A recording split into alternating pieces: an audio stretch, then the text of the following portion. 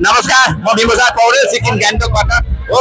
हाम्रो अति आदरणीय नरेश भण्डारी सरसँग मेरो भेट भएको छ र हाम्रो गान्तोक सिक्किमबाट अब विमल सर पनि हुनुहुन्छ। सर धन्यवाद, तपाईँलाई धेरै धन्यवाद। तपाईँको नृत्यहरू एकदमै राम्रो र हामीले परैबाट पनि हेरिरह्यौँ तर भित्र आउन सकेनौँ।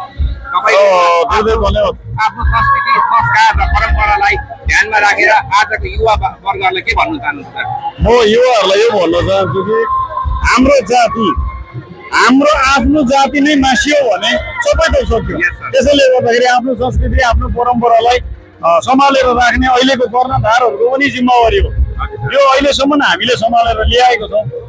यो भन्दा राम्रोसँगले सम्हाल्नु सक्ने क्षमता भएका युवाहरू छन् अहिले।